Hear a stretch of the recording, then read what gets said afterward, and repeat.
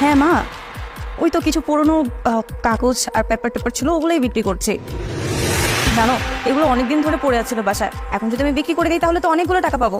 তারপর ভেবেছি এই টাকাগুলো জমিয়ে আমি আমার জন্য সুন্দর একটা জামা কিনবো।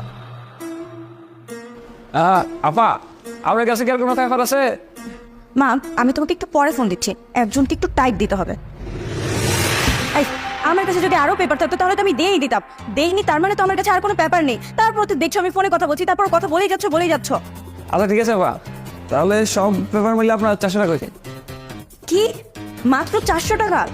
না না, এই পেপার আমি বিক্রি করবো না। বুঝতে পেরেছি, তুমি একটা প্রতারক। সোসাইটির লোকজন ঠিকই বলেছে, তুমি মানুষকে মিথ্যা কথা বলে টাকা পয়সা নিয়ে চলে যাও। তোমার কাছে আমি কিছু বিক্রি করবো না, তুমি চলে যাও। আরে না না আপা, ঠিক আছে যান, 600 টাকা রাখেন, আর কিছু বললেন না। কি, মাত্র 600 টাকা? এই পেপারগুলো অনেক দামি, এগুলো ইংলিশ পেপার, আমি অনেক দাম দিয়ে কিনেছি। আর তাছাড়া আমি শুনেছি এর দাম 600 টাকা না, অনেক টাকা। এইটা আমি বিক্রি করতে পারবো না, তুমি চলে যাও। আরে তার জন্য তো আপনারা 600 টাকা করে দিয়েছি। আচ্ছা ঠিক আছে, 1000 টাকা নিয়ে নিন, তারপর আর কিছু বললেন না। আর যদি কোনো পেপার টেপার থাকে ওগুলো দেন। আমার কাছে আর কোনো পেপার নেই। আর তাছাড়া এই পেপারগুলো তো আমি তোমার কাছে বিক্রি করবো না। আমার দারোয়ান আমাকে বলেছে যে এই পেপারগুলো বিক্রি করলে আমি 20,000 টাকা পাবো। তাহলে তোমার কাছে মাত্র 1,000 টাকা কেন বিক্রি করবো? কি, 20,000 টাকা?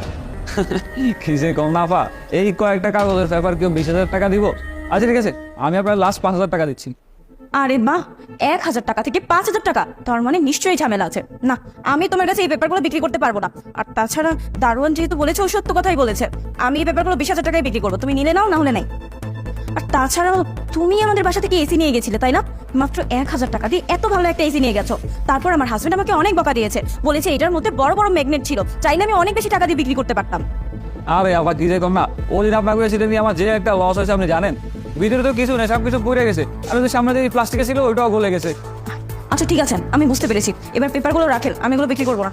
আরে আবার আপনি তো চিল্লাচ্ছেন কেন? আচ্ছা ঠিক আছে, ওই এসির জন্য 2,000 টাকা পরে এসে দিয়ে যেমন আপনাকে। আরে না না, আমি এগুলো বিক্রি করবো না, আপনি রেখে যান।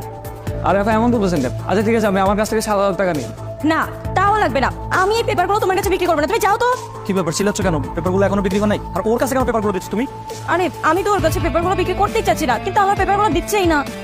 আচ্ছা আপা, ঠিক আছে, আমি আপনার 10,000 টাকা দেবো, তারপর পেপারগুলো আমি নিয়ে যাই। আরে ভাই চুপ করতো, তোরা তোদের 10,000 টাকা নিয়ে পড়ে আছিস, এদিকে আমার লাখ লাখ টাকা লস হয়ে যাচ্ছে। কেন, কি হয়েছে? আরে আমি কালকে পার্টির কাছ থেকে 2 বান্ডিল টাকা নিয়ে এসেছিলাম। এই, আসতে বলো, তুমি টাকাগুলো খুঁজে পাচ্ছ না? আর কি আসতে কথা বলবো, একটা টাকা বান্ডিল খুঁজে পাচ্ছি না আমি।